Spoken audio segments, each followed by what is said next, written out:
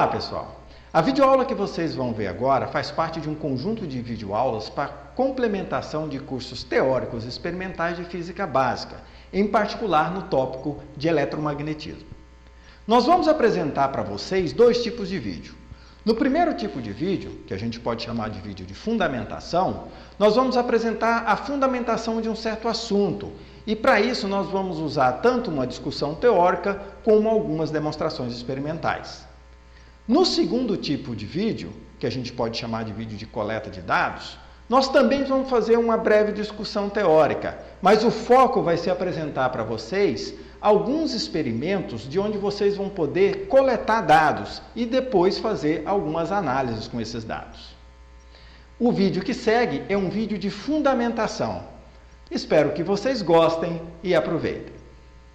Eu gostaria de discutir com vocês nessa videoaula, dentro do tópico de eletromagnetismo, um pouquinho sobre corrente alternada, focando principalmente nos circuitos RLC e no fenômeno de ressonância. Meu nome é Eduardo Ribeiro de Azevedo, eu sou professor do Instituto de Física de São Carlos, da Universidade de São Paulo. Bom, antes de mais nada, vamos fazer uma brevíssima revisão sobre a questão do comportamento dos resistores, dos indutores e dos capacitores em corrente alternada.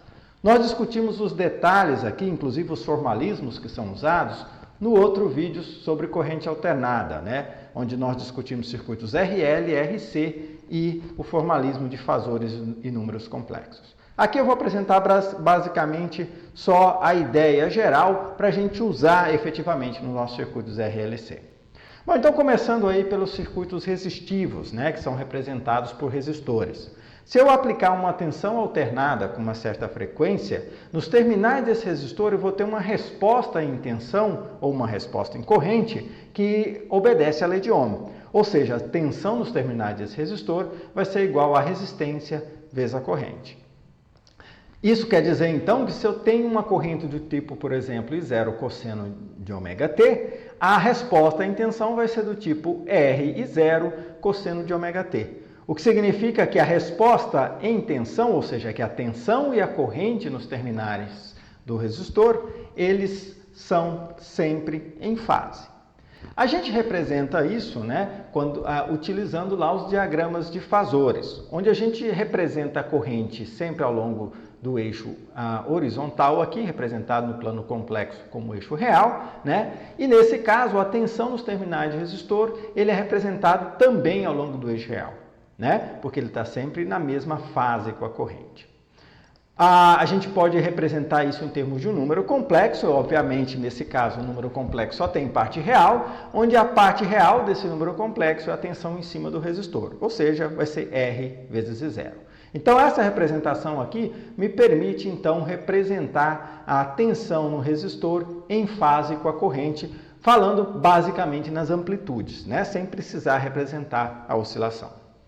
A gente também pode usar o que a gente chama de diagrama de impedâncias, onde ao invés de representar as tensões e as correntes, eu represento a resistência ou a impedância do circuito. Nesse caso aqui, como só tem uma resistência, o único tipo de impedimento que tem a passagem da corrente é a resistência. E ela é representada nesse diagrama, também é um diagrama complexo, ao longo do eixo real. A impedância, nesse caso, ela é puramente real e o valor da impedância é o valor da resistência desse circuito. Ok, mas quando a gente tem agora um indutor, a coisa é um pouco diferente, porque agora a tensão nos terminais do indutor ela é regida pela lei de Faraday. Então ela vai ser dada pela indutância desse indutor vezes a variação da corrente no tempo ou a derivada da corrente no tempo. Lembrando que o que eu chamo de indutor aqui é quando você tem um fio enrolado, mas a gente despreza a resistência. Então tem apenas o efeito indutivo, aquele efeito que é decorrente da lei de Faraday-Lenz. Como é que a gente tem a situação agora? Bom, agora se a corrente varia com cosseno, como a tensão é a derivada da corrente, a tensão ela vai variar aqui com menos seno, que a gente pode representar dessa maneira, como amplitude VL0, que é igual a ômega L vezes I0, esse fator aqui vem quando você faz essa derivada, vezes cosseno de ômega t mais π sobre 2. A gente diz então que a tensão está adiantada de π sobre 2 ou de 90 graus em relação à corrente. Um é cosseno, outro é cosseno, né, do mesmo argumento, mais π sobre 2. Aqui aparece outro conceito interessante, que é esse conceito aqui de reatância, né? Esse XL aqui é o que a gente chama de reatância indutiva, que é igual à frequência vezes angular vezes a indutância. Essa quantidade é medida em ohms, então ela também representa uma espécie de impedimento à passagem da corrente, só que decorrente da lei de Faraday-Lenz, basicamente. Como é que a gente representa isso no diagrama de fasores, né? A gente representa então a corrente sempre ao longo do eixo real, a corrente é sempre a referência nesses diagramas, então a gente vai apresentar a corrente aqui ao longo do eixo real. E a tensão nos terminais do indutor, ela vai estar 90 graus em relação à corrente, por causa dessa defasagem aqui, adiantada, ou seja, na frente, vai estar aqui ao longo do eixo imaginário positivo. A gente vai representar então essa tensão por um número complexo, que é I vezes a VL0, que seria a amplitude aqui dessa tensão. Se você quiser, você pode escrever isso como sendo I vezes XLI0, onde XL0 é basicamente o VL0 e XL é igual a ωL. Novamente, a gente pode representar diagramas de impedâncias. Como é que eu represento a impedância associada a esse indutor? Bom, novamente, eu tenho só o XL ao longo do eixo imaginário aqui, né? E aí eu vou representar essa impedância como uma impedância que é um imaginário puro, positivo, que é dado por IXL ou IωL. Tá? Então, isso é o caso do indutor. Outro componente importante é o capacitor. Como é que eu represento? Então, nesse caso, a tensão do capacitor ela é igual à carga acumulada como função do tempo aqui, dividido pela capacitância do capacitor. E isso resulta que se você tem uma corrente do tipo I0 cosseno de ωt, a tensão aqui nos terminais do capacitor ela pode ser escrita como sendo, né, Vc0 seno de ωt. Né? E esse pode ser escrito de outra forma como sendo Vc0 cosseno de ωt menos π sobre 2. Ou seja, agora a tensão está atrasada da corrente de um ângulo de π sobre 2. No diagrama de fasores, novamente, corrente aqui ao longo do eixo horizontal, ou eixo real, no caso o plano complexo, e agora a tensão está 90 graus, mas ela está aqui para baixo, negativa, atrasada, né? Atrás da corrente, digamos assim. E a gente representa isso por um número complexo que é menos I Vc0. Não, esse número complexo é um número imaginário puro, só que negativo é menos I XC vezes zero. Novamente, né, posso representar isso aqui no diagrama de impedâncias. Agora o que eu vou representar aqui é o que a gente chama de reatância capacitiva. E essa reatância capacitiva, ela sai exatamente dessa formulação. Ela é igual a menos IXC, né? Na verdade, a reatância capacitiva é XC, que é igual a 1 sobre ωc. E a impedância complexa agora, nesse caso, é menos IXC. Bom, lembra que lá no vídeo que a gente discutiu, né, a razão da gente fazer essas representações, eu falei para vocês, a gente vai falar um bocado de coisa aqui só para justificar essa representação dessa forma. Né? Uma vez que a gente já justificou e sabe fazer a representação, né, a gente vai usar isso. Aí vocês vão ver a praticidade dessa coisa, como fica prático você tratar circuitos de corrente alternada utilizando esse formalismo, seja através do número complexo, seja através dos fasores, né? Que no fundo é a mesma coisa. Bom, hoje a gente vai ter a prova disso, né? A gente vai analisar um circuito que tem tanto um resistor, um indutor e um capacitor. Vamos começar com essas grandezas associadas em série, tá? E aí a gente vai calcular qual que é a corrente que circula nesse circuito utilizando esse formalismo aqui. Então vamos lá, né? Vamos começar então calculando as tensões no circuito RLC. Vamos supor que eu tenha aqui uma fonte que fornece uma tensão V de T aqui, uma fonte de corrente alternada, né? E eu vou ver aparecer aqui nos terminais do resistor, do indutor e do capacitor as tensões que eu vou chamar de VR, VL e VC. Nós já sabemos o comportamento dessas tensões, né? Nós supondo aqui que a corrente varie com I0 cosseno de ωt, a tensão no resistor vai ser proporcional a essa corrente, vai ser R0 cosseno de ωt. A tensão no indutor vai ser dada por XL, né, que é igual a ωL, vezes I0 cosseno de ωt mais π sobre 2, ou seja, adiantada de π sobre 2 da corrente. A tensão no capacitor vai ser x6 e 0 cosseno de ômega t menos π sobre 2, ou seja, atrasada de π sobre 2 da corrente. Eu posso representar a tensão total, então, como sendo V0 cosseno de ômega t mais um ângulo de fase φ, né? Sendo que esse ângulo de fase aqui, φ aqui, ele não é igual a π sobre 2, e ele pode ser, de fato, positivo ou negativo, dependendo se o que predomina é o caráter indutivo do circuito ou o caráter capacitivo, né? Se a parte indutiva prevalece sobre a parte capacitiva, a gente diz que o circuito tem caráter indutivo. Se a parte capacitiva prevalece sobre a parte indutiva, a gente diz então que o circuito tem caráter capacitivo, tá? Bom, vamos ver como é que essas coisas se expressam no diagrama de impedâncias, né? Ou, na verdade, no diagrama de fasores das tensões. O que é isso aqui? Né? A gente vai colocar aqui, então, o fasor tensão aqui ao longo do eixo real, junto com a corrente é sempre a referência, então esse está em fase. A tensão no indutor está 90 graus adiantada, aqui ao longo do eixo imaginário positivo, e a tensão em cima do capacitor está 90 graus atrasada, ao longo do eixo imaginário negativo. Se eu pegar VL menos VC, que estão ao longo do mesmo eixo, então é uma soma algébrica simples, eu vou ter esse valor aqui, e se eu somar isso aqui com o valor de VR, agora eu vou usar aqui o formalismo dos fasores para fazer essa soma, né? Eu vou ter aqui a tensão na fonte, a amplitude da tensão na fonte. Né? Eu vou então calcular essa amplitude da tensão da fonte como sendo esse valor aqui ao quadrado, esse cateto ao quadrado, que é o VR0 ao quadrado, mais esse tamanho aqui que é VL0 menos VC0 ao quadrado. A tangente de φ, que seria a tangente desse ângulo aqui, que é o chamado ângulo de fase, veja que ele representa o ângulo entre a tensão e a corrente, esse mesmo ângulo aqui, é igual a VL0 menos VC0 sobre R0, ou seja, é cateto oposto por cateto adjacente, né? O que é interessante aqui é que se esse ângulo aqui é positivo, significa que VL é maior que VC, o que significa que o circuito tem caráter indutivo. Então, circuitos com caráter indutivo, RLC, série, né, tem ângulos de fase positivo. Ângulos de fase negativo significa que VC é maior que VL0.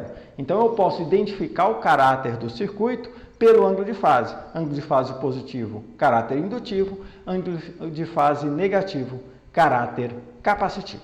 Tá? Mas o mais interessante que aparece aqui é quando a gente olha para o diagrama de impedâncias. Então, vamos olhar lá, né? Eu tenho aqui o meu circuito, tá? E vamos olhar para a impedância desse circuito. O que eu vou fazer? Vou usar novamente o diagrama de impedâncias. Ao longo do eixo real, coloco a resistência. Então, vou colocar esse valor de R aqui. Ao longo do eixo imaginário positivo, eu vou colocar o valor de XL, né, que é igual à frequência que está sendo excitada aqui, vezes a indutância. E ao longo do eixo imaginário, só que negativo, eu coloco XZ, que é 1 sobre ômega, que é a frequência angular, vezes a capacitância. Tá?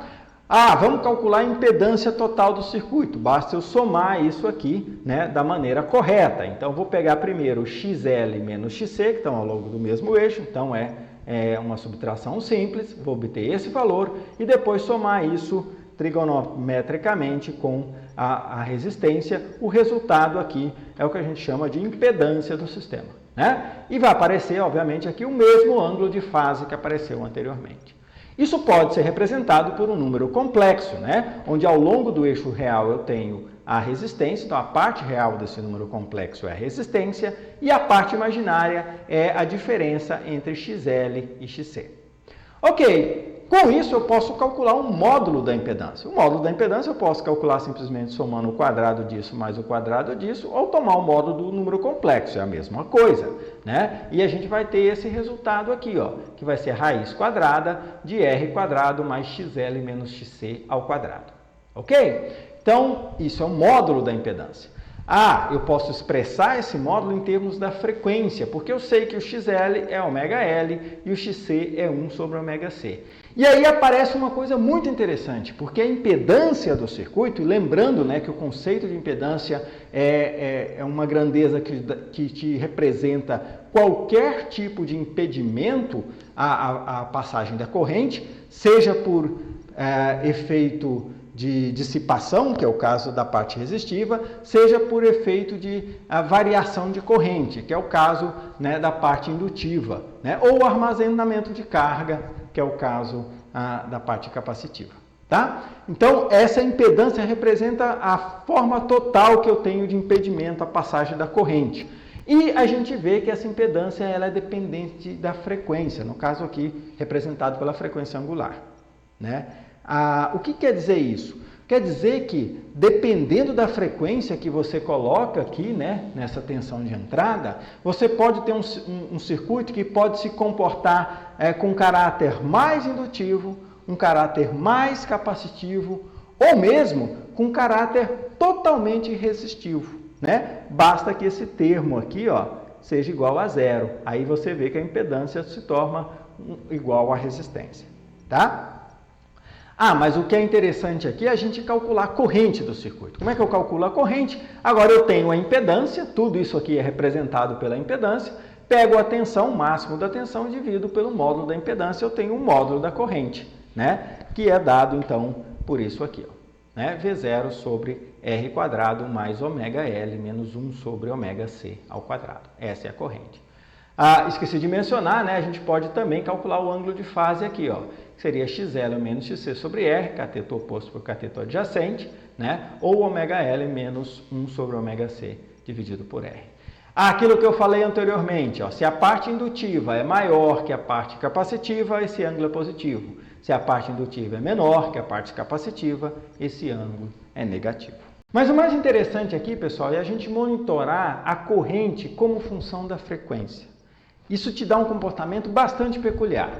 Quer ver? Olha, se eu olhar aqui para baixas frequências, esse termo é muito pequeno, mas esse termo aqui é muito grande. E como resultado, esse denominador aqui é grande.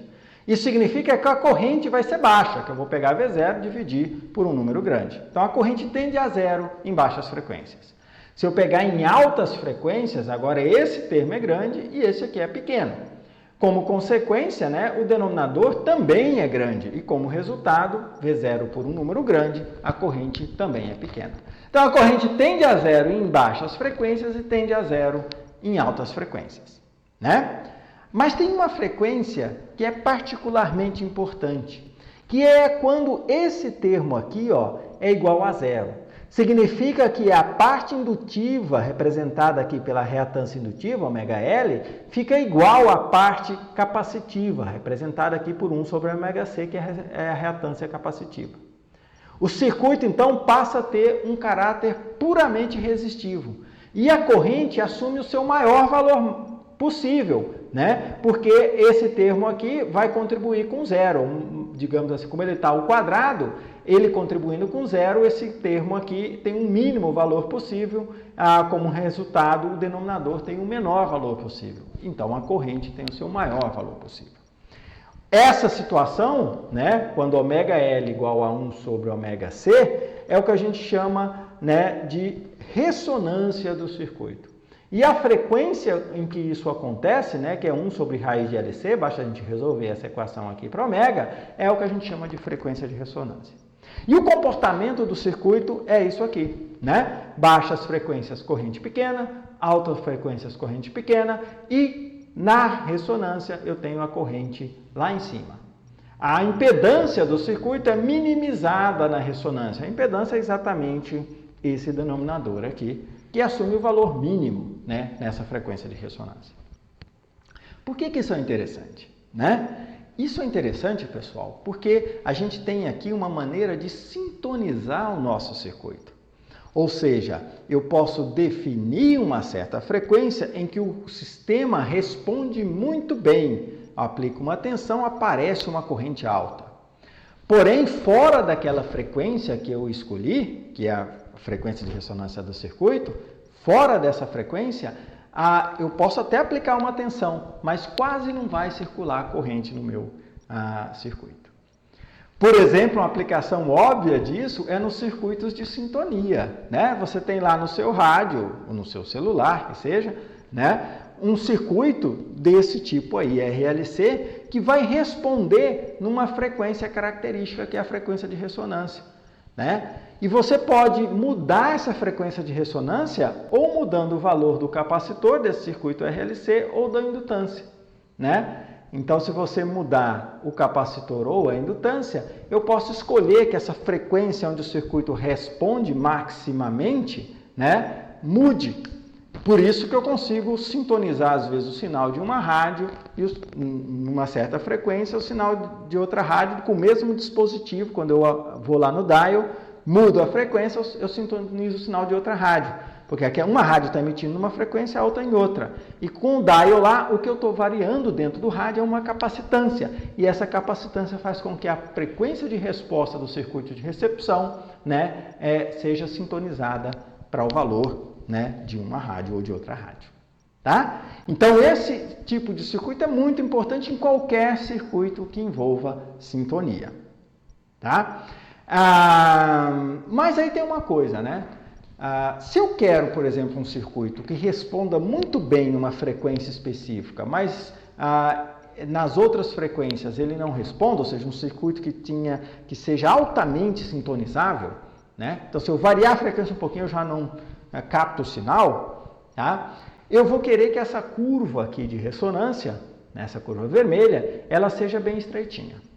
Mas muitas vezes isso não é tão interessante, porque eu quero receber sinais numa faixa de frequência, né? Então, nesse caso, você precisa de uma curva mais larga, tá? E isso você pode também manipular, né? Como a gente faz isso? A gente tem que definir primeiro como é que eu defino a largura dessa curva. De que depende a largura dessa curva? Que a gente chama, né, de largura de banda do circuito ressonante. Tá? Bom, a largura, né, digamos assim, da curva, ela é medida de tal modo que a potência naquela largura específica seja metade da potência máxima do circuito. Como eu estou representando aqui a corrente, né, isso não vai ser exatamente na metade da corrente, tá? Vai ser, na verdade, na metade do que seria a corrente ao quadrado, porque a corrente ao quadrado é proporcional à potência. Mas se é na metade da corrente ao quadrado, eu vou medir a largura, né, para uma corrente que seja a corrente máxima dividido por raiz de 2, porque a corrente ao quadrado vai dar a corrente ao quadrado máxima dividido por 2, ou seja, a potência máxima dividido por 2. Então, a gente define a largura de banda dessa curva de corrente nessa altura aqui, ó. E essa largura de banda, se você fizer a continha, né, é só achar aqui qual é a frequência em que a corrente assume esse valor, né, que a corrente máxima ali assuma esse valor, isso vai dar que delta ômega igual a R sobre L, onde esse delta ômega é essa largura aqui, nessa altura aqui, né, onde eu tenho o máximo dividido por raiz de 2. E o que é interessante é que esse delta mega é basicamente igual, né? Basicamente não, é igual à resistência dividido pela indutância. Significa o seguinte, né? Que através da variação do valor da resistência, eu posso mudar a largura dessa curva, eu mudo a largura de banda, né? Se eu quero um circuito que tenha largura de banda maior, eu uso um resistor maior. Se eu quero um circuito mais sintonizado, com largura de banda menor, eu uso um resistor menor. Ou eu posso também mudar o indutor, né? Onde eu tenho maior indutância implica em menor largura de banda e indutância menor significa maior largura de banda. Tá? O que é interessante também é a gente definir outro fator que é o chamado de fator de qualidade do circuito. O que é esse fator de qualidade? Ele é definido, né, como sendo a frequência de ressonância dividido pela largura de banda. Se eu substituo aqui a largura de banda por R sobre L, seria ômega 0, L sobre R. Eu posso até substituir o ômega 0 por 1 sobre raiz de LC. Eu vou ter esse fator de qualidade escrito em função de L, de C e de R. Tá? Esse fator de qualidade, essencialmente, ele te diz te dá a qualidade do circuito de ressonância no sentido de quão mais específica é a resposta. Porque, veja, se eu tenho uma largura de banda bem estreita, esse fator de qualidade é grande. Significa que o circuito responde muito bem numa frequência específica, né? A qualidade do circuito ressonante é muito alta. tá? O fator de qualidade. Então, circuitos com alto fator de qualidade, ou a gente chama também de alto Q, eles são circuitos que têm sintonia muito bem definida. Agora, circuitos de mais baixo fator de qualidade, eles têm largura de banda maior e então eles têm sintonia menos definida. Na verdade, eu posso escrever a largura de banda aqui como sendo ω0 dividido pelo fator de qualidade.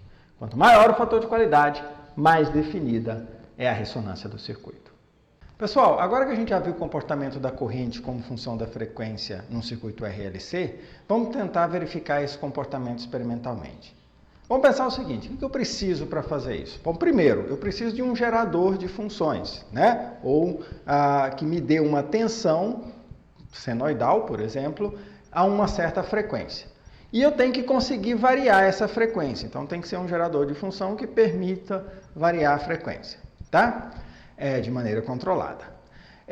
Eu também preciso de medir a corrente. Como é que eu posso medir a corrente? Bom, ou eu posso colocar lá um amperímetro e medir a corrente diretamente, ou eu posso colocar um voltímetro, né, nos terminais do resistor. Se eu tenho um circuito RLC aqui, por exemplo, eu posso colocar um voltímetro aqui e monitorar a tensão do voltímetro, que eu sei que essa tensão é proporcional à corrente, né? Se eu quiser saber a corrente, é só dividir pelo valor do resistor conhecido, no caso.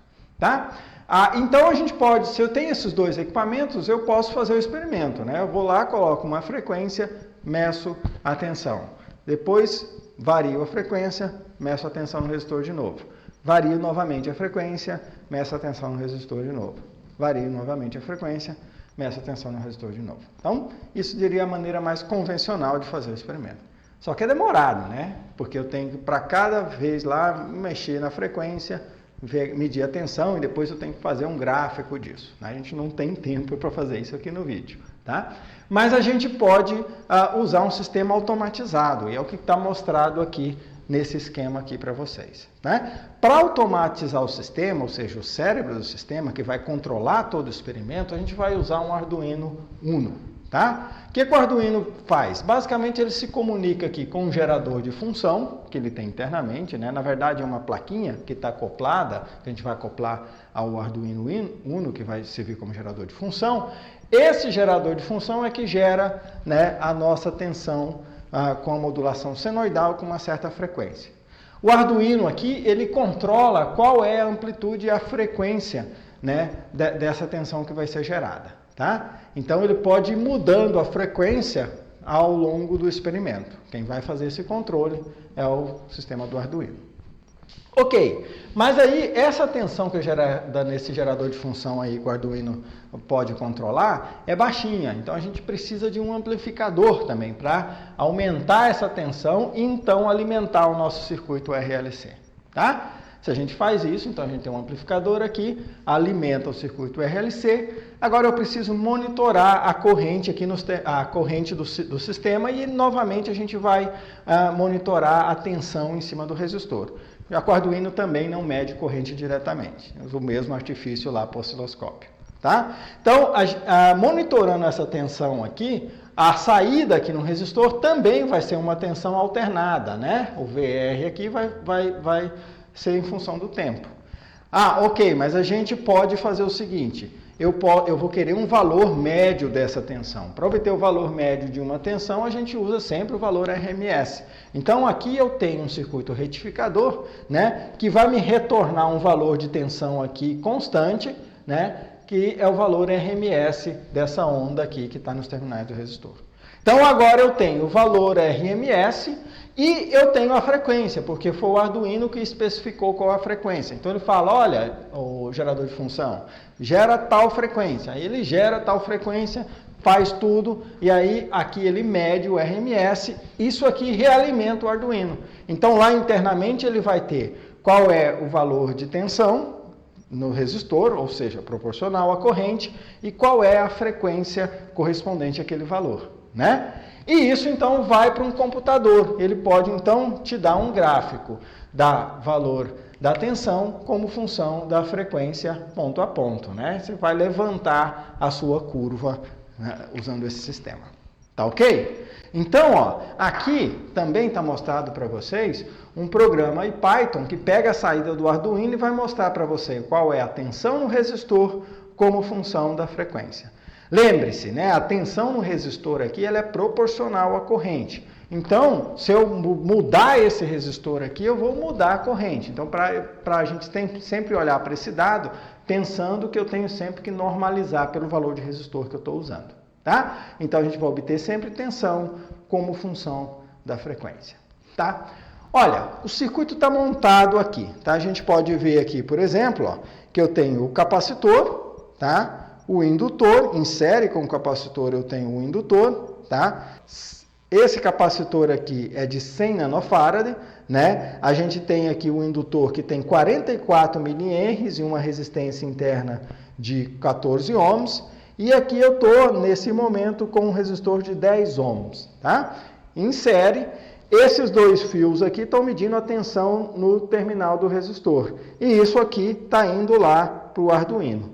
Olha, aqui está o sistema de controle, né? O Arduino. Então, o Arduino é essa plaquinha vermelha aqui.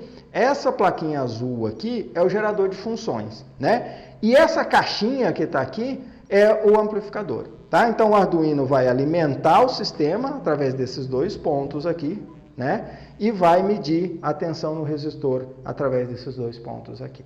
Tá ok? Então, esse é o nosso esquema de montagem.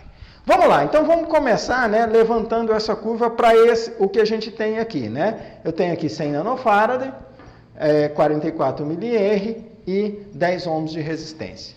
Vamos variar nossa frequência de 1000 até 5000 Hz, aqui está delimitado, e vamos em passos de 10 e 10 Hz, tá? Vou mandar aqui os parâmetros e agora nós vamos iniciar a medida. Vai lá. Começou, né? Esse valor aqui baixo de tensão é a tensão de background do sistema, é zero, né? Nosso zero está aí, e ele está medindo o zero agora. Agora começou a aumentar, né? Agora você vê, ó, que a tensão no resistor vai aumentando e depois decai, né? Exatamente aquela cara da curva de ressonância que a gente discutiu, né? Que eu tenho então aqui a frequência e uma certa largura, tá? Deixa ele terminar aí.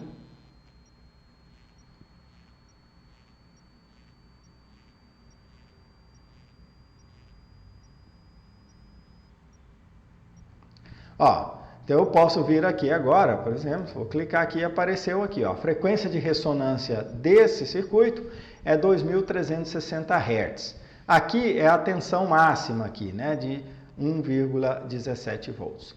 Lembrando que essa frequência de ressonância, né, ela está relacionada com o valor do indutor e do capacitor por essa expressão aqui, né, F0 é 1 sobre 2π raiz de LC, tá? Você sabe o L aqui, no caso 44 milihenries, o capacitor 100 nanofarads, você pode até calcular e comparar com esse valor aí que a gente acabou de obter, tá? Agora tem outra coisa interessante, né? A largura da curva de ressonância, ela depende tanto do valor da resistência como do indutor, né? Da indutância do indutor.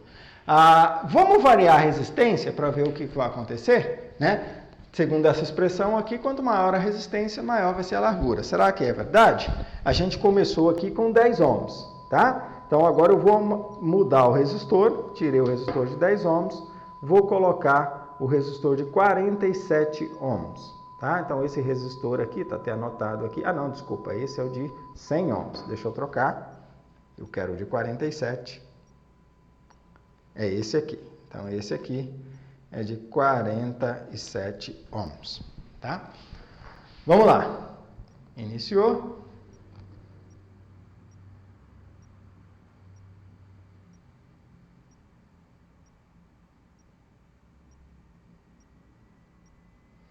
Veja como agora, né? A largura é bem maior. Você aumentou, então, a largura da curva de ressonância, porque eu aumentei essa resistência. Veja que aqui também, né, o valor máximo aqui, né, o valor da tensão no máximo da curva mudou. Mas tem que mudar, né, porque se eu aumentei o valor de R de 10 ohms para 47 ohms, a tensão vai com o valor de R, é R vezes I, né? Então, se você quer saber de fato o perfil da corrente, você pode, por exemplo, dividir cada ponto aqui pelo valor da resistência, que é 47 ohms. Nós não vamos fazer isso aqui, que a gente vai fazer uma discussão mais qualitativa, tá? Então, veja que claramente aqui a largura mudou. Ó. Se eu pegar aqui mais ou menos a meia altura, você vê que essa largura aqui, ó, da 2.600 a 2.100, né? Por aí. Então, isso aqui dá mais ou menos uma largura de 500. Enquanto que aqui, ó, esse para 10 ohms, 2.250 para 2.470, né? Então dá 250. Então você vê que diminuiu, aumentou bastante a largura quando nós aumentamos o resistor, de acordo com o que a gente está vendo aqui. Eu posso aumentar mais ainda, eu posso pegar agora, né, o resistor de 100 ohms, que eu tinha colocado por engano naquela hora. Tá aí, ó. Vamos ver o que acontece. Quando eu coloquei o resistor de 100 ohms, veja que já deu para ver que vai ficar muito mais largo, né? Um detalhe, né? Veja que aqui a frequência de ressonância não mudou, porque a frequência de ressonância não depende do valor da resistência. Tá? Agora sim, ó, muito mais largo, né? Já posso até avaliar aqui mais ou menos a meia altura. 2020... 2.750, então aqui já foi para 700 Hz essa largura, tá? Então, claramente aí você vê que esse comportamento aqui, né, tá bem claro, né? Ok, então agora nós variamos a resistência. Agora eu vou voltar lá para o resistor de 10 ohms, que era vai ser nossa referência, tá? E vou limpar aqui tudo, vou adquirir novamente, tá? Com essa mesma configuração. Vamos lá.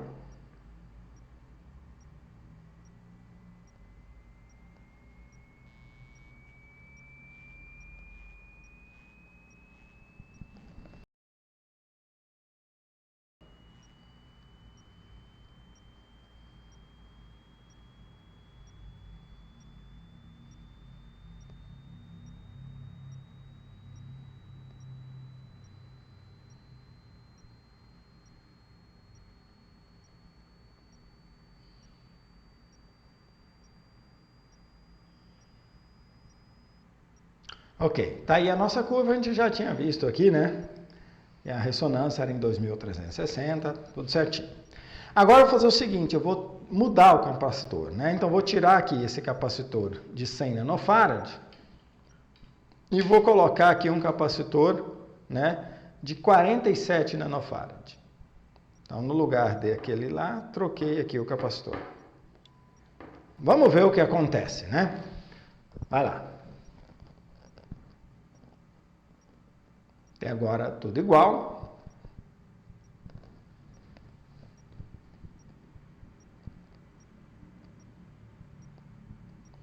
Veja que claramente já vai mudar a frequência de ressonância para valores maiores, né?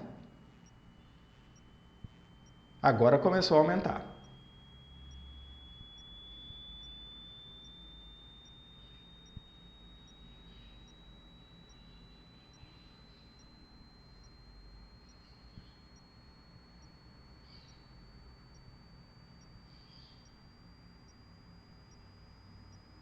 Tá aí.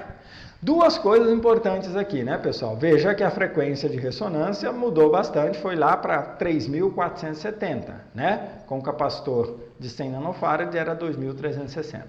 Agora que a gente tem um de 47, 3.470. Totalmente de acordo com o que a gente está vendo, né? Se eu diminuir essa capacitância aqui, a frequência aumenta. Outro detalhe importante, você vê que a largura das curvas não mudou. Né? As duas curvas aqui a meia altura têm a mesma largura, digamos assim, né? Dá para a gente ver aqui visualmente. E de fato não é para mudar, né? Porque quando eu mudo o capacitor, eu mudo a frequência de ressonância, mas não mudo a largura, né, dessa curva, tá? Não mudo a largura da curva de ressonância, tá? Bom, Ok, então já vimos isso aí. Agora vamos fazer o seguinte, novamente eu vou voltar aqui para o capacitor de 100 nanofarad, só para a gente ter a referência. Vou limpar tudo aqui e mandar adquirir novamente. Só para a gente ter sempre uma curva de referência igual, que é esse circuito com 100 nanofarad, 44 mA e 10 ohms.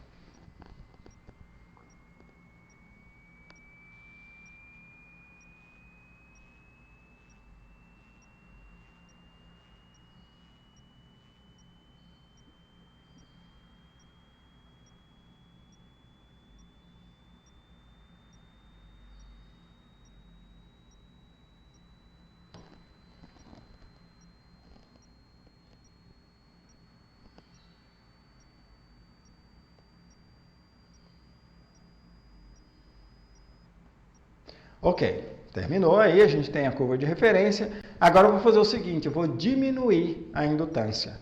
Ó, entre esses dois terminais aqui eu tenho uma indutância de 44 milihenries, né? E aqui, porque aqui tem 1000 espiras. Agora eu vou diminuir, né, para metade. Então aqui eu tenho 500 espiras e metade da indutância, tá? Vamos ver o que dá.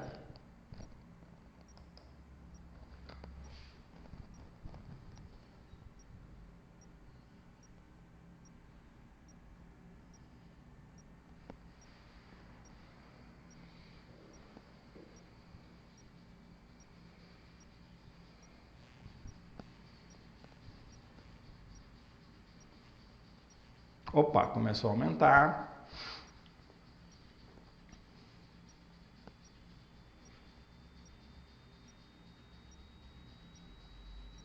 Está aumentando. Agora caiu.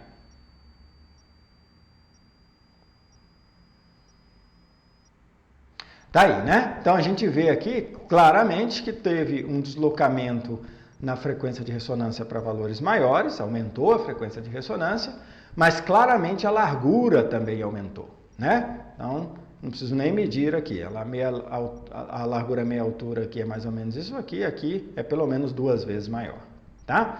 Vamos ver se isso está de acordo com o que a gente esperava? Olha lá, tudo bem, diminuí a indutância. Se eu diminuir o valor de L, frequência de ressonância tem que aumentar. Joia, né? E também eu diminuí a indutância, implica em eu aumentar a largura da curva de ressonância, né? Que também, né, está de acordo com isso aqui. Gente, eu não estou sendo quantitativo aqui, a gente poderia calcular essas coisas. Você sabe o valor de R, aqui 10 ohms, aqui é 22 milihenries agora, né? 22 e 100 nanofarad, dá para calcular tudo isso. Vou deixar para vocês fazerem isso, tá? Então vocês verifiquem, você vai ver que bate tudo relativamente bem, ok? Então a gente tem essa situação.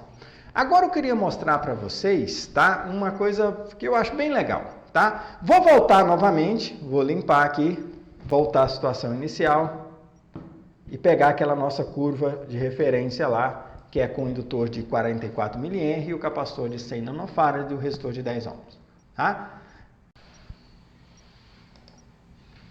Foi lá então?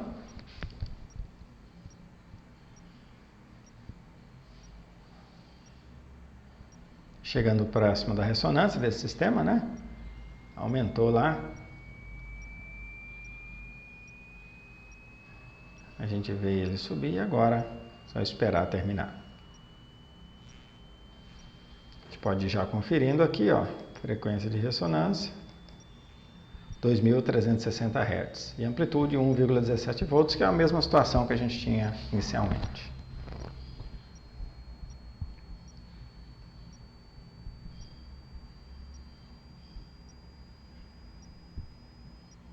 Ok, tá aí, já temos a nossa curva de referência. Agora, pessoal, eu queria discutir uma coisinha com vocês. Será que é possível a gente variar a indutância da bobina sem mudar o número de espiras? Né? Dá uma pensada aí. A gente já fez isso de fato, né? A gente fez isso lá no vídeo da lei de Faraday, onde a gente usou o núcleo de ferro para concentrar as linhas de campo magnético, certo? E isso faz com que, de fato, a indutância da bobina mude. Então, como é que isso fica, né? Se eu pegar ali, por exemplo, a minha bobina e colocar um núcleo de ferro nela, como é que varia essa curva de ressonância? Vamos ver, né? Então, tá aqui, ó. Coloquei o núcleo de ferro no interior da bobina e vamos adquirir novamente. Opa, olha lá, já apareceu a curva de ressonância. Então, você vê aqui, né, que teve um deslocamento muito grande da frequência para valores menores. Então, a frequência de ressonância diminuiu aqui de 2.360 para 1.090 Hz, né? E será que isso está de acordo com o que a gente já observou? Bom, vamos olhar aqui, né? O que a gente olha aqui na equação, ó, é que a frequência de ressonância é inversamente proporcional à indutância. Quando eu coloco o núcleo de ferro lá dentro, eu aumentei a indutância. A frequência de ressonância tem que diminuir.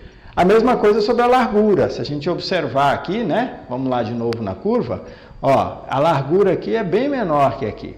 Então, isso também está de acordo. Se eu olhar aqui, por exemplo, aumentei a frequência, a indutância, eu tenho que diminuir a largura da curva de ressonância. Tá, mas será que eu preciso realmente de uma coisa tão grande como um núcleo de ferro para fazer essa variação de frequência de ressonância? Será que eu não consigo detectar isso aí com menos material, né, magnético? Vamos testar isso, ó, com um parafuso. Peguei um parafuso aqui, vamos tirar o núcleo de ferro e colocar o parafuso lá dentro. Vamos ver o quanto que a gente varia, né, consegue variar a frequência de ressonância lá com o parafuso. Olha lá, vamos lá. Bom, até agora está tudo igual.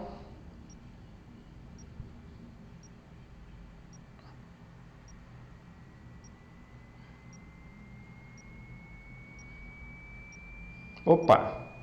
Dá para ver que teve um deslocamentozinho, né? Para menor valor aqui. Vamos ver o quanto foi. Olha só, aqui 2.360, como a gente já tinha visto, Hz, e aqui agora 2.290, né? Então teve uma variaçãozinha aí de 70 Hz, que é plenamente detectável, tá? Então a gente vê claramente que colocou qualquer coisa magnética dentro da bobina, altera a sua indutância, tá ok? Para que serve isso, né? Será que isso tem alguma aplicação? Bom, como a maioria das coisas que a gente está discutindo, tem sim, né? Uma delas é, por exemplo, você pode usar isso aí como um detetor de metais. Os primeiros detetores de metais eram desse tipo aí. Mas tem uma aplicação muito mais cotidiana que a gente tem contato, né? Que é aqueles detectores de metais que você tem em banco, na porta de banco, né? Você chega lá com chave, alguma coisa metálica, e você passa na porta, apita uma sirene lá falando, ó, não pode, né? Deixa aí fora. Como é que é aquilo? Basicamente ali você tem grandes bobinas, né? Você tem um conjunto de bobinas ali, e que quando alguém passa com alguma coisa metálica, a bobina varia a indutância e isso dispara lá o sinal, tá? E aquele circuito que essa bobina está ligada é um circuito ressonante. Então, por isso que você tem alta, digamos assim, sensibilidade a você passar com alguma coisa magnética lá dentro. Tá certo? Então, como a gente viu, né, quase tudo que a gente discute tem sempre alguma aplicação, alguma utilidade. Bem, gente, a gente focou, né, nessa nossa demonstração no comportamento da corrente com função da frequência. Basicamente na amplitude da corrente. Mas tem coisas bem interessantes que acontecem na ressonância que vale a pena a gente olhar também com mais cuidado, tá? Então, vamos só dar uma olhada no comportamento desses circuitos na ressonância, especificamente na ressonância. Bom, a gente já discutiu lá, né, que na ressonância é uma situação onde a parte indutiva do circuito e a parte capacitiva, elas se cancelam mutuamente, né? Então o circuito fica com caráter puramente resistivo. É como se o capacitor e o indutor não estivessem lá, né? A fonte só vê o resistor. Para a fonte, se eu trocar aquele resistor por outro resistor, ela vai responder de acordo com aquela resistência. Tanto faz, né, o capacitor ou o indutor. Eles não contribuem para a impedância do circuito, tá? Esse caso aqui, então, eu tenho XL igual ao XC. A gente pode pensar da seguinte maneira, né? Nessa condição de ressonância, o capacitor e o indutor, eles estão trocando energia entre si, né? De modo que a fonte, essencialmente, só contribui para a energia dissipada no resistor. Então, olha lá, na condição de ressonância, né, que é 1 sobre raiz de ômega-c, a impedância do circuito é igual à resistência. Mas tem outra característica interessante, que é a fase do circuito. A fase entre a tensão e a corrente, que é ômega-L menos 1 sobre ômega-0c R, na ressonância é igual a zero, porque esse termo aqui é igual a esse. Então, o que caracteriza a ressonância de um circuito é o circuito se torna puramente resistivo, é como se só tivesse um resistor lá, né? A corrente no circuito é máxima em relação à frequência e a fase entre tensão e corrente é zero. E tem que ser, né? Porque se o circuito se comporta como um circuito puramente resistivo, a tensão está em fase com a corrente, como a gente viu lá no caso do resistor puro. Nesse caso, então, a fase, o ângulo de fase aí tem que ser zero. Então, a gente pode pensar que na ressonância eu tenho mínima impedância, máxima corrente, máxima dissipação de energia, que no caso só no resistor, e comportamento resistivo, Z igual a R, e eu tenho que a corrente e tensão oscilam sempre em fase, né? Nesse caso. Aquela defasagem que tinha por causa do efeito indutivo ou capacitivo desaparece, e eu tenho tensão total em fase com a corrente total. Pessoal, agora a gente preparou um experimento para vocês que vai dar para você ver, né, a variação da amplitude da corrente ou da tensão no resistor como função da frequência, mas também ver a diferença de fase entre o sinal de tensão da fonte e o sinal de tensão no resistor, que a gente sabe que muda à medida que você passa pela ressonância, tá? O esquema que a gente vai usar nesse experimento é basicamente a mesma coisa que a gente acabou de fazer, né? A única diferença é que a gente substituiu o resistor por uma lâmpada, né? De modo que, quando for se aproximando da ressonância, essa lâmpada começa a brilhar mais, né? Porque você tem maior corrente na lâmpada. Então, você vai conseguir ver a ressonância também pelo brilho da lâmpada, uma maneira bem simples de você ver a ressonância nesse sistema, tá? Então, a gente vai ficar monitorando o brilho da lâmpada e para ver a fase relativa dos sinais, a gente tem aqui o osciloscópio com o canal 2 em cima da lâmpada, que é o nosso resistor. Então, isso aqui vai monitorar basicamente a corrente, a tensão em cima do resistor. E o canal 1 do osciloscópio está entre esse ponto e esse, que é a fonte, né? Então, a gente vai ver o sinal da fonte e o sinal da tensão em cima do resistor, né? E ver como é que a fase relativa desses dois sinais varia à medida que você varia a frequência e passa pela ressonância, tá? A montagem, né, está mostrada aqui no quadro, tá? A gente tem basicamente aqui um circuito série, né, que é a nossa lâmpada que está fazendo o papel do resistor, o capacitor e o indutor. Aqui você tem a fonte ligada entre esses dois pinos. A fonte vai ser controlada pelo Arduino, igual a gente fez da última vez, né? E aqui está o osciloscópio, do canal 1 do osciloscópio, que vai ver a tensão da fonte. O canal 2 do osciloscópio está ligado entre esse ponto e esse. E esse canal 2 aqui vai monitorar, né, a tensão em cima da lâmpada. Esse aqui é um curto-circuito, esse ponto aqui é igual a esse, enquanto que esse ponto é igual a esse. Então, isso aqui vai ver a tensão em cima da lâmpada. Tá ok? Então, a gente vai ficar monitorando. O que você vai ver, né, quando a gente começar o experimento? Veja, a gente está filmando aqui para você o osciloscópio, então vai aparecer uma telinha lá com a tela do osciloscópio para a gente ver as diferenças entre os sinais de tensão na fonte e no resistor, tá? Você vai ver o sinal do Arduino, quer dizer, o gráfico do Arduino, que vai dar a intensidade da corrente como função do tempo. E você vai ver também a lâmpada em zoom, né? Vai ter aqui uma câmera filmando a lâmpada especificamente para você monitorar o brilho dela. Basicamente, o que você vai ver, né, no vídeo é isso aqui, ó. A gente vai ter aqui o osciloscópio, tá? Aqui tem os dois sinais, ó. Em amarelo vai ser a tensão na fonte. em verde a tensão em cima do resistor. Então você vai ficar olhando a diferença de fase entre esse cara aqui e esse. Aqui, por exemplo, essa diferença de fase é quase 90 graus, né? Com a fonte adiantada em relação à corrente.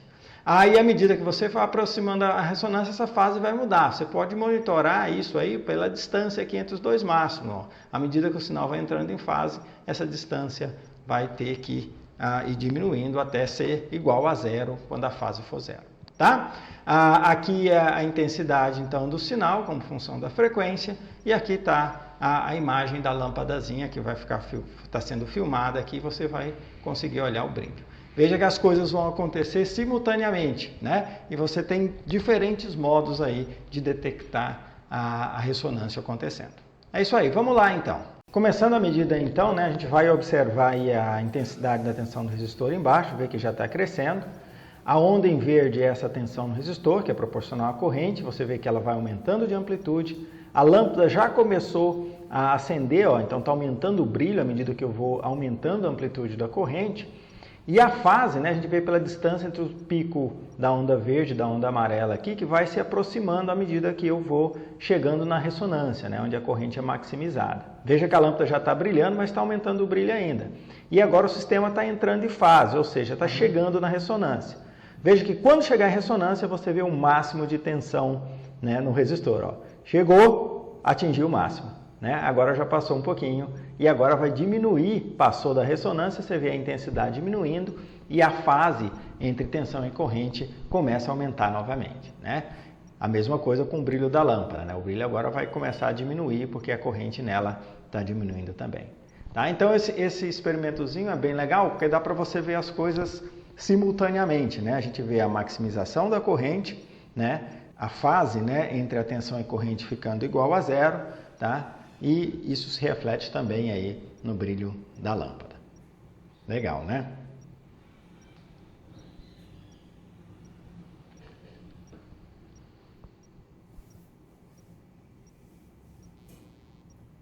Bom, gente, vamos falar um pouquinho agora sobre a absorção de energia no circuito RLC ressonante. Bom, vamos imaginar inicialmente que eu tenho um circuito que é capaz de emitir energia eletromagnética, capaz de emitir onda eletromagnética. Tá? Como é que isso é feito? Basicamente, para você ter emissão de onda eletromagnética, o que você precisa é ter movimento de cargas, aceleração de cargas. E para você emitir onda eletromagnética numa certa frequência, essa aceleração tem que ter uma certa periodicidade, uma certa frequência que vai determinar a frequência de saída da onda eletromagnética. Bom, aí você pode ter dois tipos de emissores. Você pode ter um emissor que emite em uma ampla faixa de frequências, né? Então você pode usar esse emissor para emitir em uma ampla faixa de frequências, mas você pode ter emissores que emitem em frequências mais específicas. E como é que você seleciona, né, o tipo de emissor que você tem? Basicamente com a característica do circuito RLC ressonante que você tem. Como nós discutimos, né, a curva de ressonância tem uma certa largura de banda. Então, se você quer um circuito que emite uma ampla faixa de frequência, você usa um circuito ressonante com maior largura de banda. Se você quer uma faixa de frequência mais estreita, com menor largura de banda. Mas, efetivamente, vamos imaginar que eu tenho aqui um emissor que emite uma certa faixa de frequência e eu vou escolher ele para emitir numa certa frequência ômega. Ele vai emitir essa frequência, né? E eu vou ter aqui um circuito receptor. Agora, esse circuito receptor é interessante que ele receba numa frequência específica, né? Então, aí a gente normalmente tem um circuito ressonante de alto fator de qualidade, ou seja, de largura de banda bastante estreita.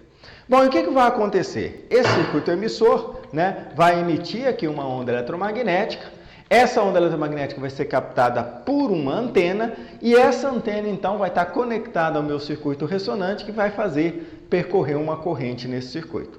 Basicamente a antena, né, eu tenho aqui, por exemplo, a minha antena, vou desenhar ela assim, essa antena vai alimentar um circuito, vamos supor aqui, RLC, né, ressonante. E a antena, aqui no caso a saída da antena, atua como a minha fonte, tá? Então, se a frequência que foi detectada aqui no emissor estiver em ressonância com o meu circuito RLC, eu tenho uma maximização da corrente gerada. Ou seja, esse circuito só efetivamente faz circular corrente se você estiver captando a frequência certa, né? Se ele estiver sintonizado na frequência que está sendo absorvida, né? Então eu tenho absorção de energia pelo um circuito ressonante numa frequência específica. A aplicação óbvia disso, né, vocês devem estar percebendo, é num sistema de detecção de rádio, por exemplo, né? Você tem lá a emissora de rádio emitindo numa certa frequência, ela tem uma frequência específica que ela é permitida emitir, né? E aí o seu circuito, o seu rádio, bem na entrada, tem um circuito desse aqui, né? Parecido com esse aqui, pelo menos, e que você pode variar geralmente essa capacitância, que normalmente é um capacitor variável. E quando você está mexendo no botão lá da rádio, o que você está mudando é isso aqui, né? Então você quer pegar uma rádio lá que está emitindo numa certa frequência de ressonância. Você ajusta lá o seu dial, né, o seu capacitor, até que você consegue sintonizar o seu sistema, o nome sintonizar não é à toa, né, para aquela frequência, ou seja, fazer o seu sistema estar em ressonância com aquela frequência.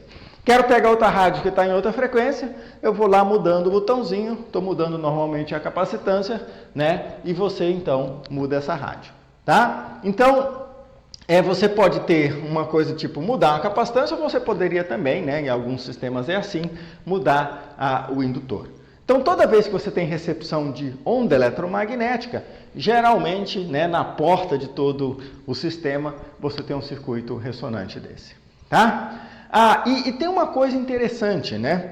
Porque você pode usar isso aí em algumas outras aplicações que são bem comuns também, tá? Quer ver? Deixa eu mostrar algumas para vocês. Olha só, todo mundo já viu esse sistema aqui, todo mundo já entrou numa loja, né, e viu que lá na porta da loja você tem tipo uma cancela desse tipo aqui, né, com um sistema assim, e na roupa tem essa peça aqui, né. O que tem dentro dessa peça aí? Vocês já imaginaram? O que tem dentro dessa peça aí é uma bobina e um capacitor, né, e um resistor seria a própria resistência da bobina nesse caso, ou pode ter um resistorzinho lá também. Né? Então lá dentro tem um circuito RLC ressonante, né? Sintonizado para uma certa frequência. Então esse circuito ele vai absorver uma certa frequência. E aqui, né, esses dois sistemas, essencialmente eu tenho um emissor e um receptor. Então quando a pessoa passa lá com essa peça, né, na roupa, esse circuito entra em ressonância e absorve, né, essa energia, começa a circular corrente nesse sistema, absorve um pouco dessa energia. Aí você pensa, não, mas peraí, para eu ver se o cara está saindo com essa peça, eu tenho que detectar através aqui do meu sistema, porque se a corrente aparece lá dentro da peça, o cara sai com a peça, não dá para saber, né, se ele saiu na peça. Mas aí vem aquela velha história de que não tem almoço de graça, né? Porque esse cara está emitindo uma certa quantidade de energia. Quando não tem nada aqui no meio, esse cara está recebendo uma certa quantidade de energia, está circulando lá nele uma corrente, porque esse aqui é o emissor, esse aqui é o receptor, e esse cara está em ressonância com a frequência que esse cara está emitindo, né? Mas só que quando esse cara passa aqui dentro, ele também é um circuito na mesma frequência de ressonância, começa a circular a corrente nele, ele absorve um pouco dessa energia emitida.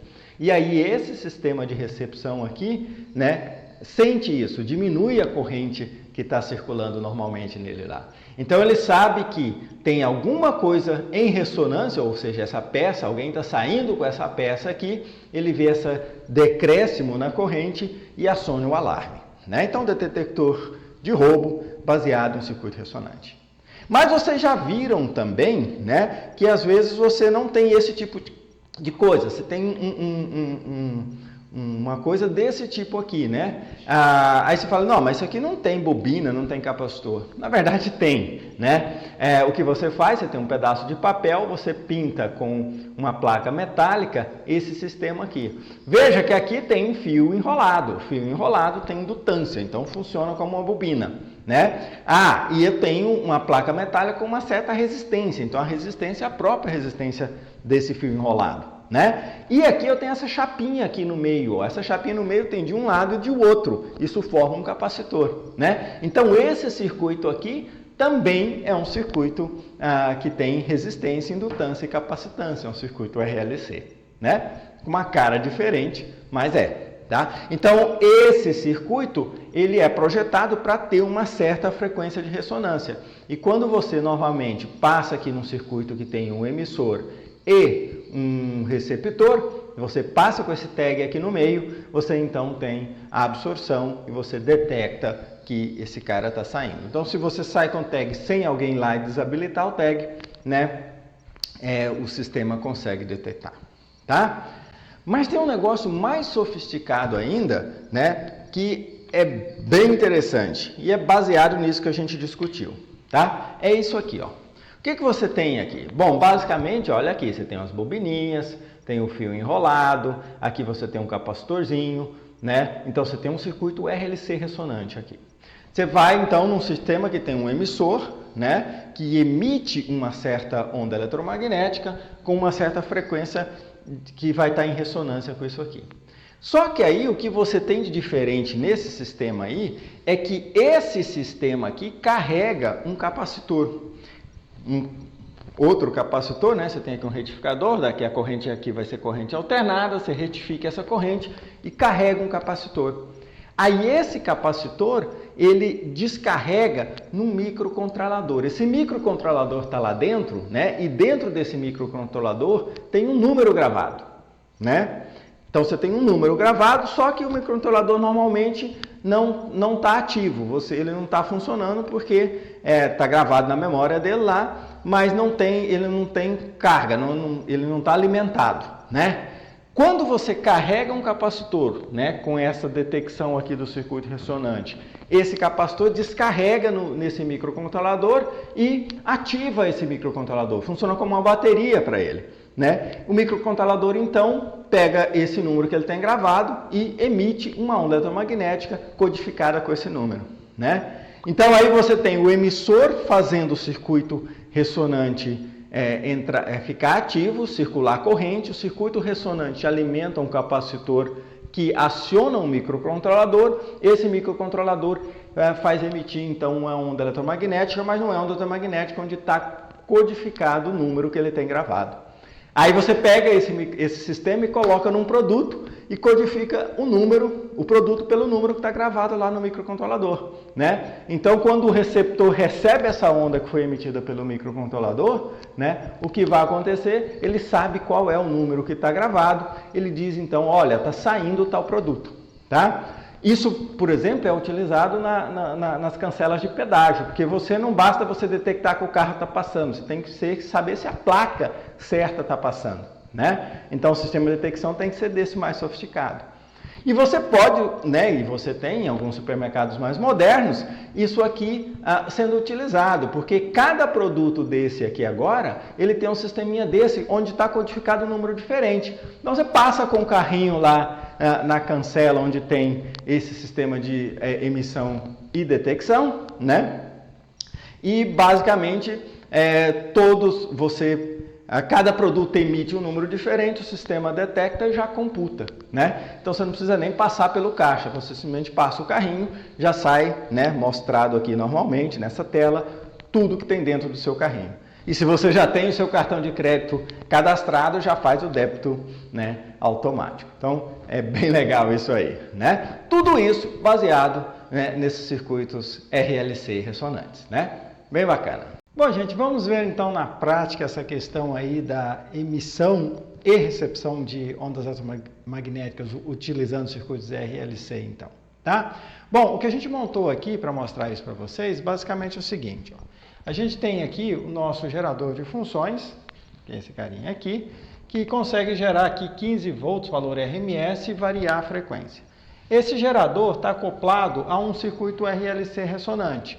Então eu tenho aqui um capacitor de 100 nanofarad, uma bobina de 25 mH e essa bobina tem resistência de 4 ohms, tá? Então a nossa bobina é essa daqui, é a mesma que a gente usou lá para mapear campo magnético. A gente pode mostrar para vocês aqui, ó, o capacitor está aqui nesse ponto e o gerador está ligado aqui, né, por esse cabo, tá ok? O que esse circuito vai fazer? Bom, por que é um circuito ressonante? Porque eu quero maximizar a corrente, né? Quanto maior for a corrente alternada que passar na bobina, mais eu vou ter geração de onda eletromagnética aqui, né? Então, esse circuito aqui, se eu olhar para o perfil de frequência desse circuito, o que você vai ter é uma coisa assim, ó. Ele tem sobe próximo da ressonância, né? Isso aqui é em função da frequência e tem uma certa largura. Dessa maneira que está configurado, o circuito ele tem uma largura de banda bem grande, né? Ele tem baixo fator de qualidade, essa largura aqui, ó, de banda é grande, tá? O delta ômega aqui, tá?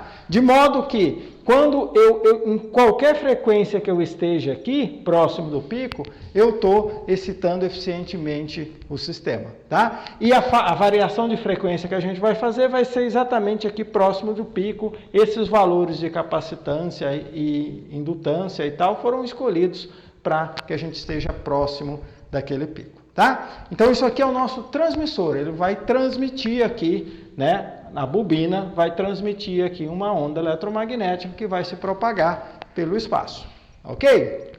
E o receptor? Bom, o receptor é o seguinte, o receptor, ao invés de usar um circuito RLC série, a gente tem um circuito desse tipo aqui, ó, onde eu tenho a bobina em paralelo com o capacitor, tá? É o chamado circuito RLC paralelo, digamos assim, né? Qual a diferença do RLC paralelo para o RLC série? Bom, o RLC paralelo também tem ressonância. Você pode calcular aqui usando as associações de paralelo lá das reatâncias e tal, tá? Mas não é de fato necessário. E você vai ver, se você fizer isso, você vai ver que ele também é um circuito que pode ressoar numa certa frequência, tá? E essa frequência pode ser escolhida em função do valor do capacitor e do indutor. A diferença principal é que quando você faz esse circuito em paralelo, né, a sua curva de ressonância pode ser bem mais estreita. Vou desenhar assim, ó. Então, aqui estou variando a frequência. Então, a curva de ressonância ela pode estar aqui numa frequência de ressonância muito mais definida. Ele não é um circuito de banda larga. A banda é bastante estreita. E isso é o que a gente deseja para um circuito de recepção. Não quero pegar qualquer frequência. Eu quero pegar uma determinada frequência que está sendo transmitida, né? Então, esse circuito aqui é dessa maneira. Só que aqui, ó, daqui para cá, nós variamos o valor da capacitância, tá? Então, você tem aqui a bobina, as duas, esse é um circuito e esse outro. O capacitor, gente, ele está aqui atrás, ó. Está atrás aqui desse galvanômetro aqui. Essa pecinha aqui, tá? Que vocês estão vendo aqui. A gente vai fazer o seguinte. Tá bom. Então, eu tenho aqui meu circuito, variei a capacitância, então eu tenho diferentes frequências de ressonância. Esse aqui vai ressoar numa certa frequência, esse vai ressoar em outra frequência. Como se fossem duas rádios, né? Você tem uma rádio com uma frequência, outra rádio com outra frequência. Tá ok? E aí, só para completar aqui, né, se vocês quiserem, por que você colocou esse diodo aqui, esse galvanômetro? Esse galvanômetro é esse cara aqui.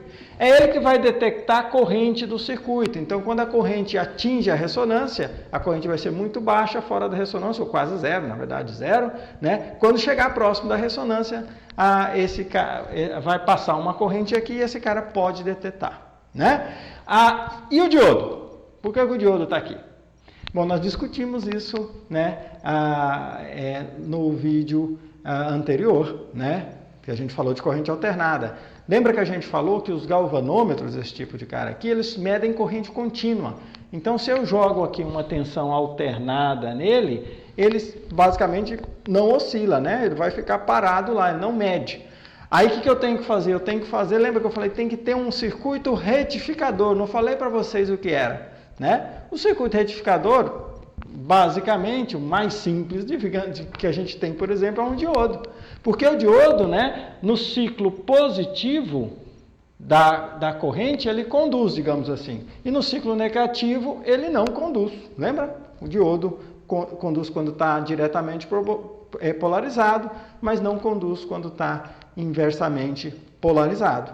Então, aí aqui desse lado, eu vou ver uma onda que só tem a parte positiva, né? Então, aí você tem uma corrente positiva e esse galvanômetro vai deflexionar para o valor médio daquela corrente. Então, a gente vai conseguir ver aqui, né, a detecção do sinal quando tiver corrente, tá? Vamos ver se a gente consegue fazer isso? Então, o que a gente vai fazer é o seguinte, eu tenho como variar a frequência da fonte, né? Os dois circuitos têm frequências de ressonância diferentes. Vamos descobrir quais frequências são essas, tá? Vamos variar a frequência da fonte e vamos ficar olhando aqui a corrente no galvanômetro, tá ok? Então, vamos lá, ó.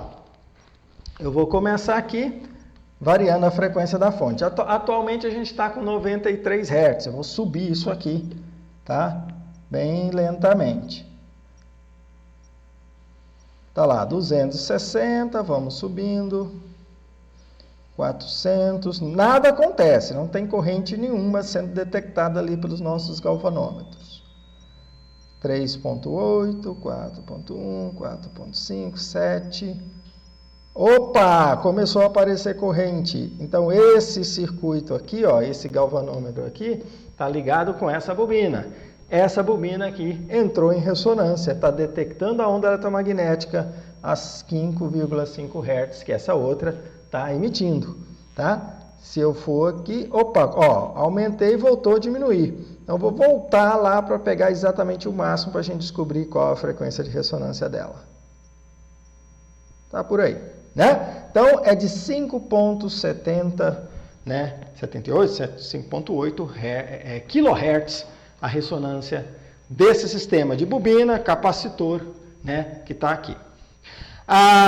Vamos continuar então. Então, ó, veja que o outro não sai nada, né? Não tem corrente, porque essa aqui está sintonizada numa frequência diferente, né? O sistema bobina capacitor, que está aqui atrás dele, tem outra frequência de ressonância.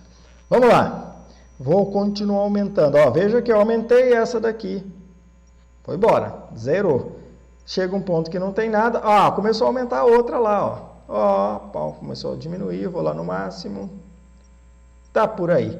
Então, a frequência de ressonância desse conjunto bobina-capacitor, que está aqui atrás, né, é de aproximadamente 7,7 Hz, né? Então, a gente tem um sistema ressoando em 5,8 Hz, é kHz, me desculpem, e o outro é em 7,6 kHz. Se eu continuar aumentando, para de circular a corrente aqui e você não vê mais corrente nenhum dos dois, tá? Se eu voltar, agora eu vou ver primeiro esse aqui, quando chegar lá no 7.7, 7.8. Vamos ver? Olha lá, 9, tá chegando. Opa, aí ó, subiu, continuo diminuindo, agora o outro ressoa. Certo? Então, basicamente, a gente tem aqui essa ideia de transmissão de onda eletromagnética e detecção via circuitos ressonantes. É assim que você tem a maioria dos detectores de radiofrequência, de micro-ondas que a gente tem aí, né? Se você for no seu rádio, na sua televisão, tá? Ou até no seu celular, você sempre tem um circuitinho ressonante lá que vai detectar uma certa frequência, que a frequência de transmissão seja da estação de rádio, do canal de televisão ou, né, da companhia de telefonia. Gente, vamos falar um pouquinho agora sobre potência em um circuito RLC. Tá? Nós já vimos basicamente que no circuito RLC você tem aqui uma tensão de alimentação, aparece uma diferença de potencial aqui no seu resistor, no indutor e no capacitor, estou falando aqui de um circuito RLC série, e a corrente pode ser calculada dessa maneira. Com base nisso, a gente pode calcular qual é a potência, né, que é fornecida por essa fonte e qual é a potência associada a cada um desses elementos. Mas geralmente a gente associa aos elementos dois tipos de potência.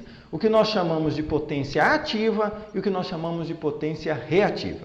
que é isso, né? Vamos começar com a potência ativa. A potência ativa é aquela potência que normalmente está associada com a parte resistiva da sua carga, né? Então você tem lá uma carga, você tem uma indústria ou a sua casa mesmo, alguma coisa, normalmente você tem uma parte das correntes que circulam que são devido a resistores, chuveiros, aquecedores, né? Isso aí ele se traduz em potência ativa. E essa potência ativa a gente calcula, né, tomando o produto da tensão nos resistores vezes a corrente, ou simplesmente pegando o valor das resistências e multiplicando pela corrente ao quadrado, tá? Agora, na sua casa ou na indústria, onde for, né, tem também motores, tem muito motor geralmente. Tem o motor de geladeira, tem o motor da máquina de lavar, né? Esses motores têm muito fio enrolado, então tem uma parte da potência que ela é traduzida em termos de potência associada às reatâncias desses indutores, né? Então você tem uma parte da potência que é chamada de potência reativa, né?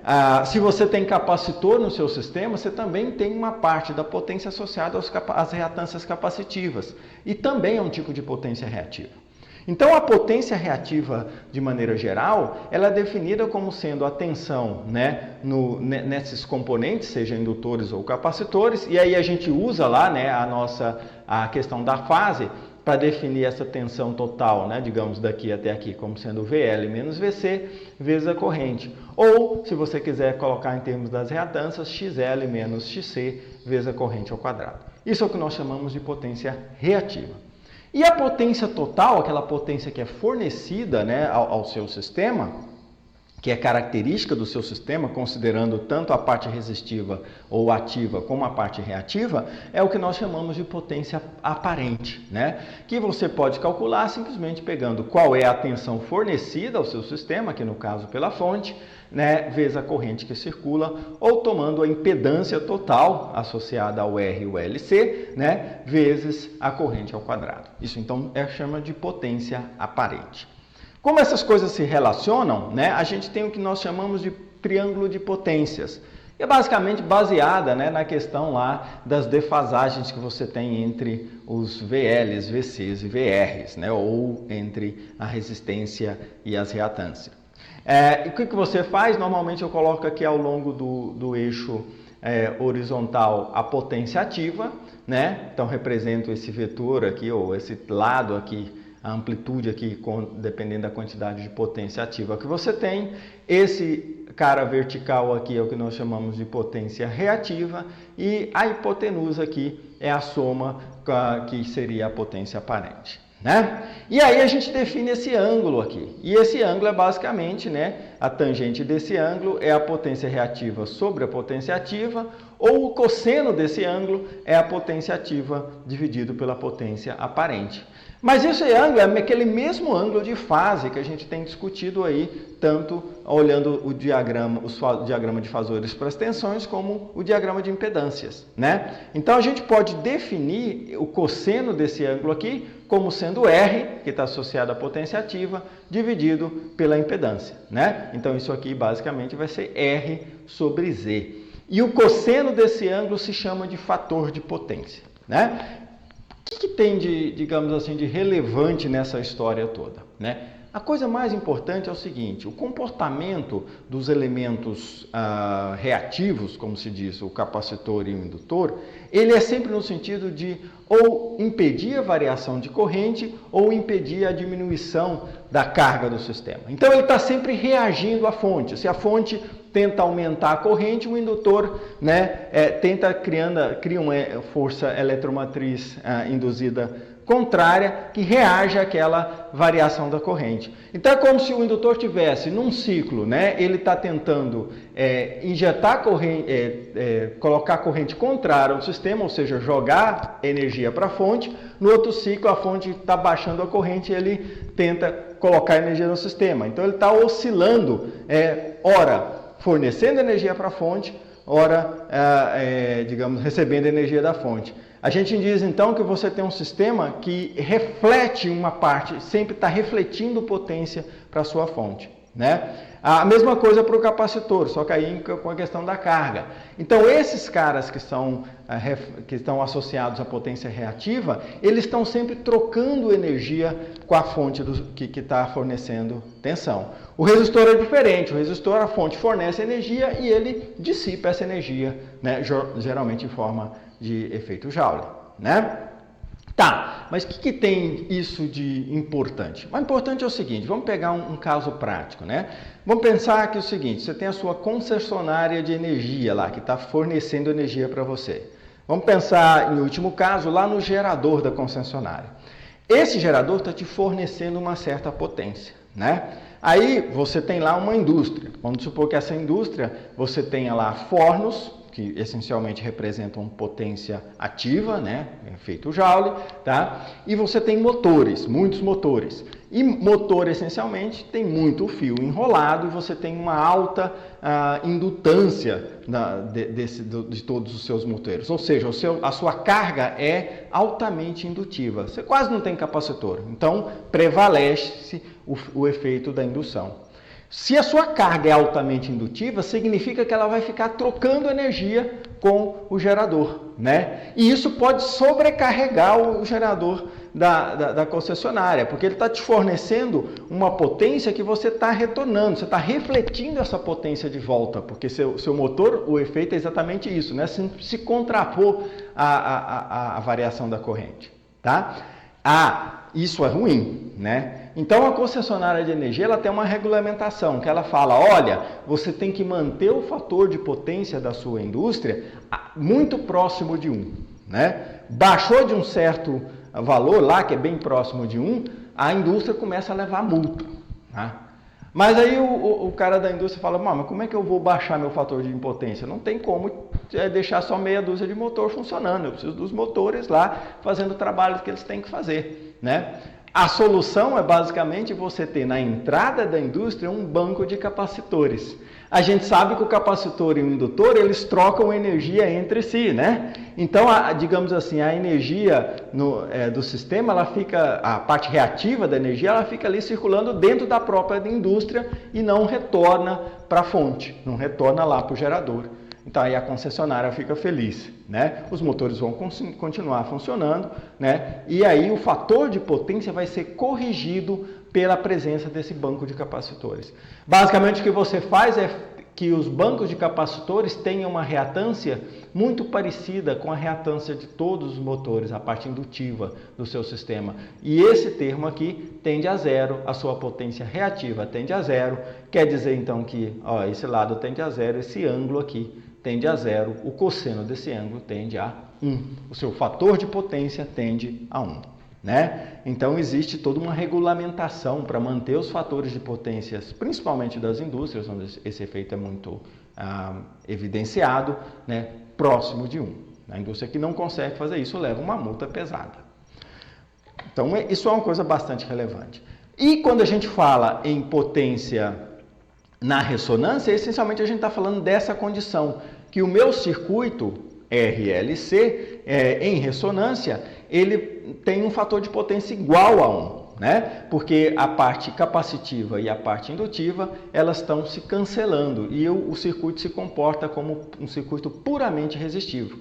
Isso significa que se eu pegar um circuito ressonância e alimentar com uma certa fonte, não tem reflexão de potência para a fonte, né? O circuito vai ter ali uma retroalimentação entre o capacitor e o indutor, eles vão ficar trocando energia entre si, de modo que a fonte não vai sofrer de reflexão de potência, não vai precisar de trocar energia com a fonte, tá? Isso é uma coisa extremamente importante, tá? Então, o que a gente tem, então, que potência reativa é zero, a potência aparente num circuito em ressonância é igual à potência ativa, tá? E o fator de potência é igual a 1, não havendo potência refletida, tá? Então vamos fazer um sumário da nossa hora, né? Da nossa aula. Nós utilizamos o formalismo de fasores e calculamos o comportamento da corrente em um circuito RLC série, discutimos o surgimento do fenômeno de ressonância no contexto elétrico, discutimos o comportamento de impedâncias na condição de ressonância e discutimos o triângulo de potência em um circuito RLC, né? E a partir daí discutimos o uso desses circuitos RLC em sistema de transmissão e detecção. Bom, aqui estão as nossas bibliografias de sempre, né? Os 4 livros. E agora eu adicionei aqui uma quinta bibliografia. Esse aqui é aquele artigo onde você vai achar uma descrição, né, mais detalhada e as continhas lá do circuito tanque. Tá? Muito obrigado, espero que tenham gostado da aula e até a próxima.